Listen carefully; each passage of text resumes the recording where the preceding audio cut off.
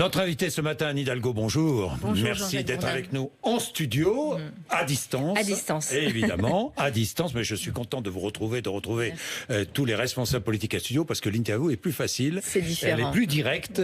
Pour moi, c'est beaucoup plus facile de pouvoir vous poser des questions. 348 morts ces dernières 24 heures en France. Vous regardez évidemment l'évolution de la situation. Déconfinement depuis 2 jours. Premier bilan de ce déconfinement. D'abord, dans la mise en œuvre, dans les entreprises, par exemple du télétravail, puisqu'on avait beaucoup insisté pour qu'on continue à télétravailler, des mesures barrières dans les entreprises, les administrations, les choses sont appliquées, mais c'est vrai que ça va très vite. Je pense qu'il faut rester extrêmement prudent. On n'est pas à l'abri de nouvelles contaminations. Il faudra absolument, bien sûr, pouvoir enrayer et faire en sorte que tous les clusters puissent être arrêtés très vite pour ne pas se retrouver dans ce type de situation. Donc évidemment 2 mois de confinement, je pense à Paris, à toutes celles et ceux qui sont dans des petits appartements, tout d'un coup on a l'impression de redécouvrir notre liberté, mais il faut faire très attention. Moi j'étais je suis pour un déconfinement qui se fasse progressivement dans les écoles, dans les crèches. On a démarré. On démarre, je dirais, un rythme qui permet d'accueillir les enfants et les personnels adultes, enseignants et nos propres personnels de la ville, dans des conditions sanitaires acceptables. Mais alors, Anne Hidalgo, prudence, j'ai bien compris, prudence, mais alors est-ce responsable de vouloir rouvrir les parcs et jardins à Paris? Est-ce responsable? Je pense que c'est d'abord une question de santé publique. On peut prendre le métro et on peut pas marcher dans un parc. Bien sûr, pas n'importe comment. Et là, je suis entièrement d'accord.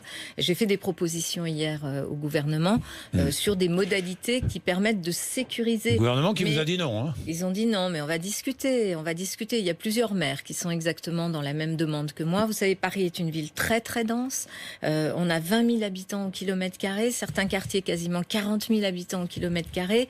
Si vous n'ouvrez pas les parcs et jardins, je dis à la promenade, évidemment, pas pour y faire des pique-niques, pas pour, y compris en n'ouvrant pas les aires de jeu des enfants, pour y faire du sport, pour marcher, pour juste se détendre et respirer. Si on ne le fait pas, les Parisiens, les personnes sont renvoyées à des trottoirs, à des espaces comme les Berges, et on a vu, et aussi sur le canal Saint-Martin. Et il nous faut vraiment gagner de l'espace. Je pense qu'il faut vraiment, le gouvernement a dit souvent qu'il y avait un couple qui était le couple maire-préfet. Et bien voilà, avec le préfet, avec les préfets à Paris, je pense qu'on peut trouver des solutions. À la charge ce matin. Oui, bien sûr, parce que je pense que c'est raisonnable. Oui, mais alors, et c'est pas un problème de dogmatisme. Est-ce que les espaces où l'on peut pratiquer du sport à Paris municipaux sont ouverts? Alors, les espaces ne sont pas encore ouverts, les espaces fermés, les stades par exemple. Donc là aussi, on est en train de se préparer.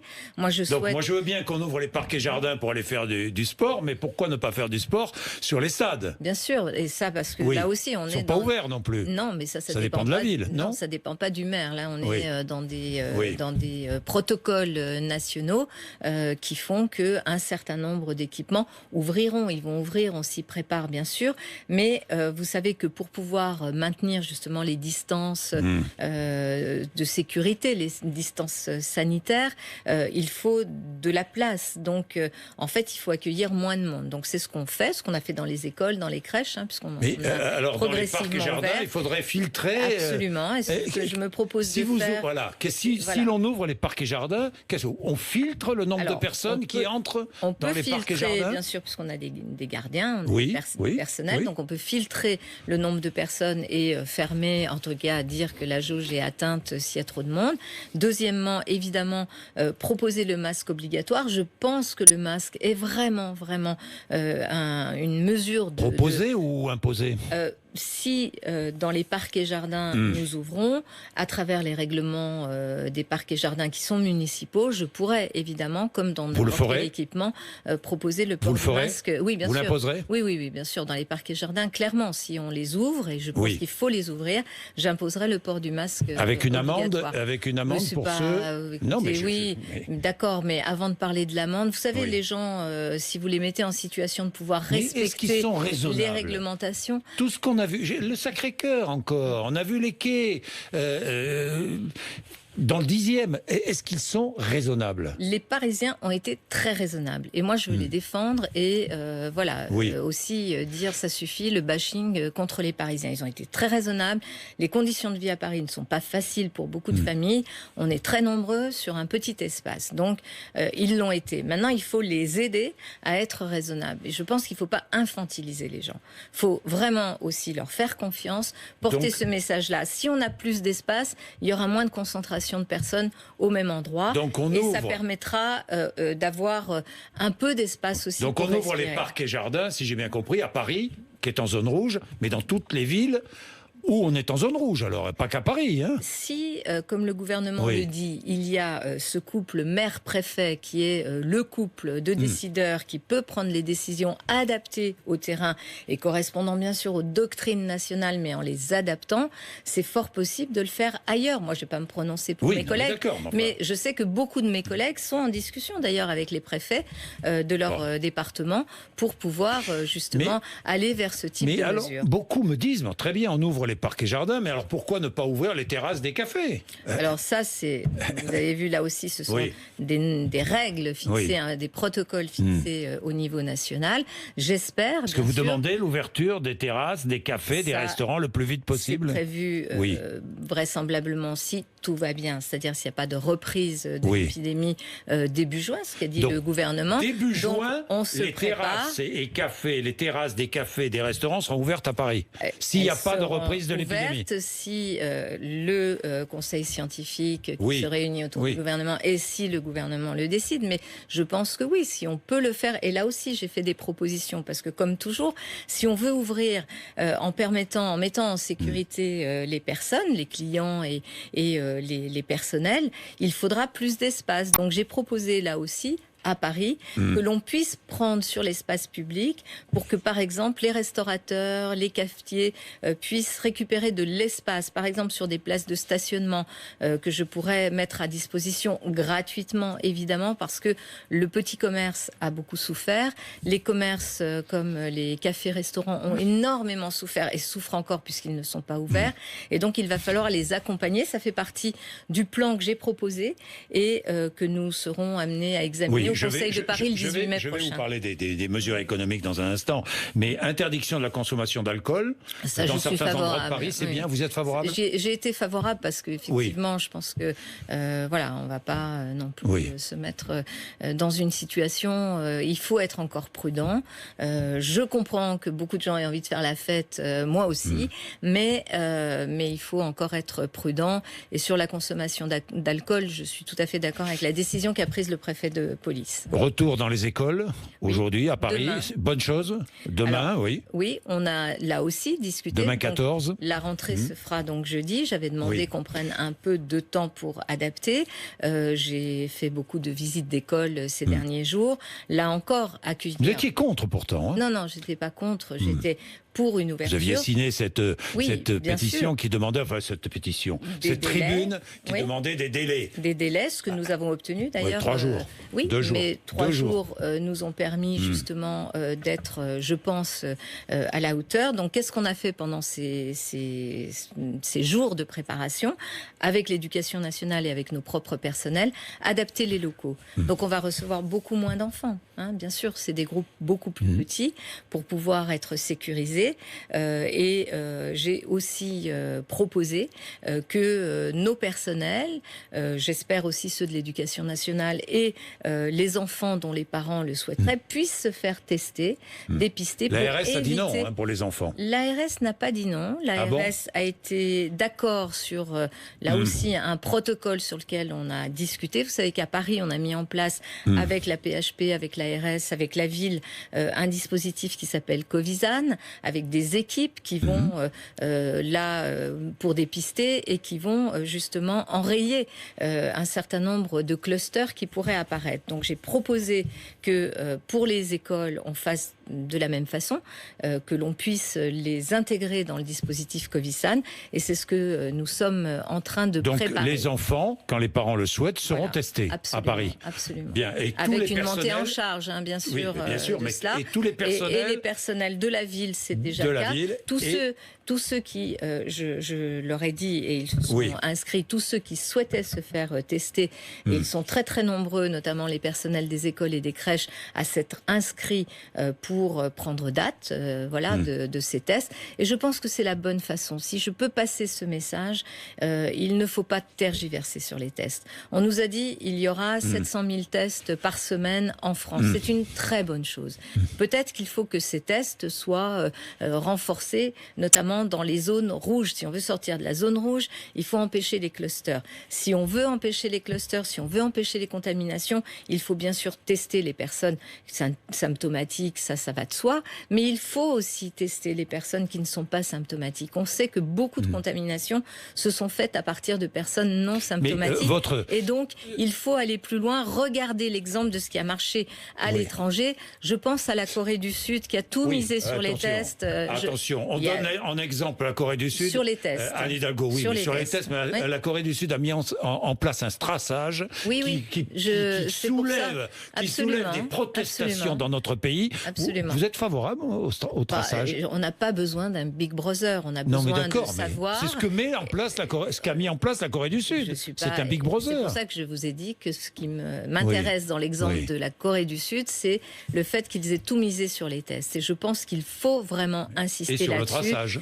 Un traçage, mais comme se fait un traçage dans toute épidémie, sans avoir besoin de revenir à la personne, à l'adresse de la personne et sans recueillir ces informations et les garder durablement. Mais ce que l'on fait avec Covisan marche très bien et tout à fait compatible justement avec les libertés individuelles et les libertés un mot publiques. sur la responsabilité du maire. Vous êtes maire, responsabilité du maire. Est-ce que le maire doit être déchargé d'une partie de ses responsabilités dans le cadre de ce... Moi, je n'ai jamais été pour les dispositifs d'impunité ou d'immunité. Je pense que toute personne, maire, pas maire, élu, quel qu'il soit, doit pouvoir répondre de ses actes. En revanche, ce qui est dit notamment par mes collègues des associations de maires de France, et là j'y souscris, c'est de dire il faut bien sûr répartir les responsabilités. Quand le maire a une responsabilité qui n'est pas directement la sienne, par exemple l'ouverture des écoles, c'est pas le maire qui décide d'ouvrir ou de pas ouvrir, c'est l'éducation nationale. Ça se fait en concertation avec le maire, donc il faut évidemment que chacun ait sa part de responsabilité. Bien, les transports en commun, déconfinement réussi les 2 premiers jours, selon vous ou pas? Plutôt, oui. Le port du masque, même si on me dit ici et là que qu'il y a eu des problèmes, mais le port du masque plutôt très respecté. Les distances de sécurité, pas toujours faciles sur certaines lignes de métro. Je pense notamment à la 13, qui est une ligne très très chargée, qu'on a dédoublée d'ailleurs avec une piste cyclable qui permet de suivre le tracé de la ligne 13. Plutôt bien. En même temps, c'est vrai qu'il y a une reprise de l'activité. Lundi, c'était un calme, mais là aujourd'hui, où on sent quand même que le flux de voyageurs n'est pas à 100%, mais enfin on n'est pas très très loin quand même des fréquentations qu'on avait avant le confinement. Anne Hidalgo, vous demandez le port du masque obligatoire dans la rue, à Paris, dans l'espace public. Je pense que c'est une mesure vraiment importante. Nous sommes, je reviens là-dessus, dans une ville très dense. Il y a des petits trottoirs, Hier, j'étais rue de Rivoli. C'est des larges trottoirs, mais beaucoup de monde, beaucoup de monde. Je pense qu'on se protège et on protège les autres avec le port du masque et que c'est possible aujourd'hui. Bon, vous distribuez un masque par habitant, par parisien. Alors j'espère qu'ils sont de meilleure qualité que les masques ou plus pratiques que les masques qui avaient été distribués aux personnes âgées, parce que c'était pas terrible. On a distribué. Écoutez, moi, une petite start-up française, puisqu'on a fait le choix d'acheter français pour une série de masques. D'ailleurs, c'est pas tous les masques qu'on a achetés qui étaient de cette nature-là. Je les ai essayés moi-même et franchement, ils sont quand même très confortables. Ils sont pas très pratiques à mettre pour une personne âgée, mais ils sont très confortables. Et je veux saluer cette petite start-up française qui, quand même, s'est mise immédiatement dans une production très très massive de ce type de masque. Mais nous sommes effectivement en train de distribuer là aussi, en échelonnant 2 200 000 masques. D'abord, il fallait les fabriquer. Ils sont fabriqués et ils arrivent. On s'est mis d'accord avec les pharmacies, donc c'est aussi en train de se mettre en place pour qu'elles soient distributrices de ces masques gratuits pour les Parisiens. On peut s'inscrire sur le site de la ville, pardon, je le dis comme ça, ça sera concret. Paris.fr, vous vous inscrivez, il y a un protocole, vous prenez date et vous allez chercher votre masque en pharmacie. Et puis si vous n'êtes pas très à l'aise avec les moyens informatiques, il y a le 3975 que vous pouvez appeler qui vous aidera aussi à faire ces démarches. Bien, 2 mots encore. Distributeurs de gel hydroalcoolique qui vont être installés, 2000. Et puis dites-moi, est-ce que vous allez installer des poubelles spéciales pour jeter les masques, les gants, je sais pas, les mouchoirs, parce que ça traîne dans les rues de Paris. Paris qui n'est pas très propre toujours. Écoutez, franchement, voilà, il suffit de se promener dans Paris. Il y a beaucoup de fréquentation. Je sais bien que les éboueurs ont bien travaillé pendant ce confinement, mais franchement, ils ont très il y a bien beaucoup de fréquentation, mais c'est pas très propre. Il y a beaucoup de fréquentation, il y a beaucoup d'incivilité, et donc vous avez raison, il y a un phénomène scandaleux qu'on voit pointer, qui est que des gens jettent leurs masques par terre, jettent des gants. Ça n'est pas normal. Écoutez, on est une des villes du monde qui a le plus de corbeilles de rue. On a plus de 30 000 corbeilles de rue dans nos rues. Il suffit de déposer tout cela dans les corbeilles qui existent. Je reviens un instant sur les gels hydroalcooliques quand même. 2000. Je sais que vous en avez parlé avant. Oui, on en a parlé. 5 semaines entre le moment où j'appelle Jean-Charles Decaux, qui est prestataire à Paris de mobilier urbain, pour lui dire est-ce qu'on ne pourrait pas imaginer quelque chose qui soit des gels hydroalcooliques accrochés par exemple aux abribus ou aux sanisettes. 5 semaines et c'est mis en place. Bien. Donc là, je veux saluer quand même cette rapidité, cette agilité 2000, et le les abribus, les sanisettes. Puisqu'on est les premiers à le faire et que je pense que ça va donner des idées à beaucoup d'autres. Bien, je vais vous poser 3-4 questions. Vous allez dire c'est fait, ça va être fait. Fonds de soutien pour les TPE, PME, par exemple, ça va être fait. Ça va être fait. On a déjà pris des mesures d'exonération totale sur 6 mois de charges, par exemple de droit à terrasse, bref, de tous ces impôts ou taxes qui vont aider.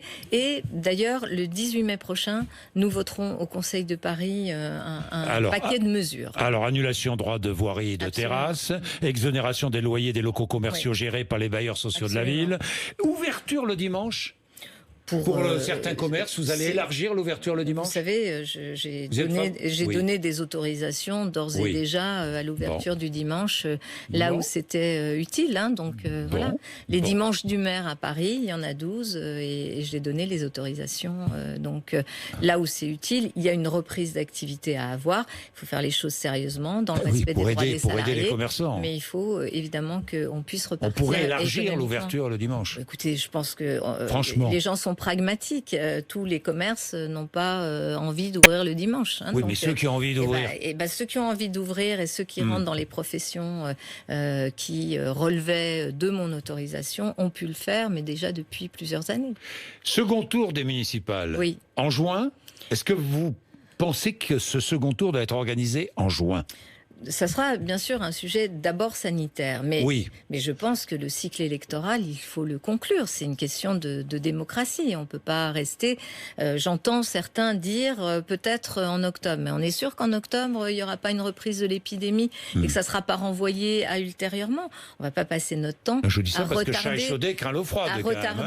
Oui, mais on ne va pas passer notre temps à retarder les processus électoraux, là où il y a besoin justement que des équipes municipales puissent se mettre en place, légitimées par le vote des citoyens, et qu'elles puissent fonctionner, qu'elles puissent engager les programmes qui vont être des programmes très perturbés par la crise économique et la crise dans laquelle on va être. Donc moi, je plaide, écoutez, toute l'économie reprend, si on peut aller dans le métro, c'est le cas, comme on le fait aujourd'hui, avec des mesures de protection, je trouverais étrange que l'on ne puisse pas organiser...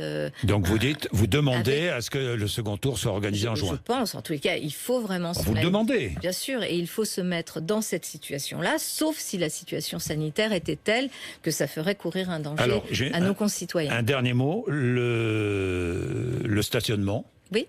Est-ce que la gratuité va être prolongée ? Alors, la gratuité pour les Parisiens, la gratuité du stationnement résidentiel jusqu'à début juin. Pour les autres, on reprend la vie normale. Vous savez que le stationnement payant à Paris pour ceux qui ne sont pas parisiens est quelque chose qui permet aussi de réguler l'espace public. L'espace public, il a un coût d'entretien. Et donc, il est payant depuis le 11 mai. Mais je tiens à dire aussi que nous avons ouvert des parkings relais pour permettre à toutes celles et ceux qui habitent, nos voisins qui sont en Île-de-France et qui devaient prendre leur véhicule, pour pouvoir laisser leur véhicule dans des parkings relais aux entrées de Paris. On a plus de 2000 places qui sont ouvertes gratuitement.